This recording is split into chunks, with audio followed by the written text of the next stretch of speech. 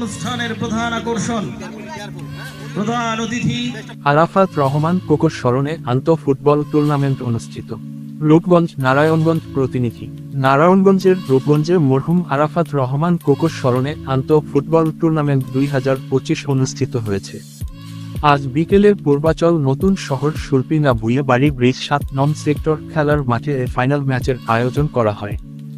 জনাব কামাল মাস্টারের পরিচালনায় অনুষ্ঠানের প্রধান অতিথি হিসেবে উপস্থিত ছিলেন জনাব হাজী আবু মোহাম্মদ মাসুম, সভাপতি হিসেবে ছিলেন জনাব মুশিউর রহমান টিপু, সহসভাপতি মোহাম্মদ জজ মিয়া, প্রধান উপদেষ্টা জিনাত আলী।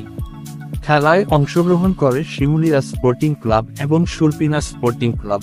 নির্ধারিত সময়ের মধ্যে কোন দলই গোল দিতে সক্ষম হয়নি, ফলে খেলা গড়ায় টাইব্রেকারে। পরে শিমুলিয়া 5 এবং সুলপিনা 6 গোল দিতে সক্ষম হয়। খেলা শেষে সুলপিনা স্পোর্টিং ক্লাব বিজয়ী হয় এবং বিজয়ী দলের মাঝে পুরস্কার বিতরণ করা হয়। আমি শুধু একটি কথাই বলে শেষ করব যে আজকে যারা এই খেলাটা এই টুর্নামেন্ট আয়োজন করেছে, আজকের এই ফাইনালটা আয়োজন করেছে, আসলে এই খেলাধুলার মাধ্যমে আমরা কিন্তু আমাদের এলাকার সকল প্রকার মাদক, অন্যায়, অত্যাচার, সন্ত্রাসী কর্মকাণ্ড, সমাজের যত অনাচার রয়েছে তার থেকে আমরা দূরে থাকতে পারবো।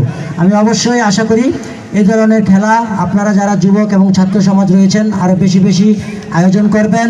আমরা ইনশাল্লাহ সবসময় আপনাদের পাশে থাকবো। আপনারা খেলাধুলা করবেন, আপনাদের পাশে আমরা থাকব এবং সবসময় আছি এবং থাকবো সে প্রত্যাশা ব্যক্ত করে।